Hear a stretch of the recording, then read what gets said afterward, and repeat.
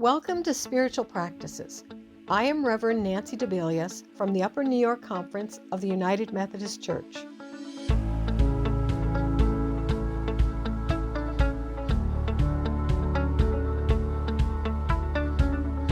Today I'm going to introduce you to a practice known as the Examen.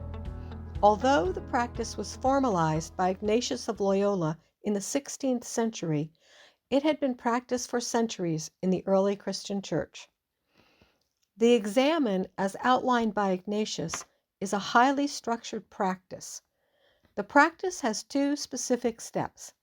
The first step is known as the Examen of Consciousness. The second step is known as the Examen of Conscience. The intent of this practice is to notice the ways in which God has been present in your life to help you become more sensitive to those moments and more aware of the invitation God may have for you in those moments. As you focus your attention on the God moments in your life, you will become more aware of those moments as they are occurring and more present to God in all of your life.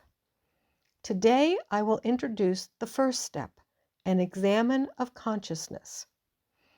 In the Examen of Consciousness, you will focus on your awareness of God throughout your life. Do you recognize God in the moment? Reflecting back as you become aware of the moments that you did not recognize God, what was happening within you at that time? How was that different from the times you were aware of God?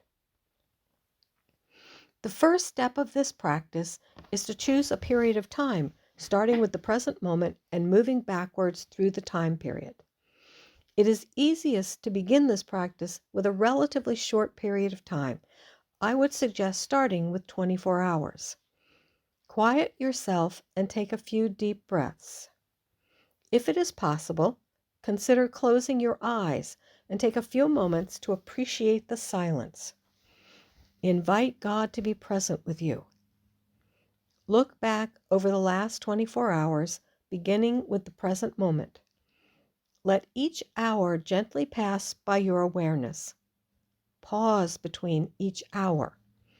As you move backwards, try to notice the presence of God in the day and your own way of participating in, missing, or resisting God's presence. Then ask yourself, what am I noticing that I have taken for granted during the time period? What feelings and thoughts are emerging? Take your time with this practice. If possible, note specific times or events in a journal. That will allow you to return to those moments for deeper reflection and prayer. In time, as this practice becomes more of a habit, spend a few moments each day, perhaps as the day is winding down, to reflect on your day and the God moments in that day.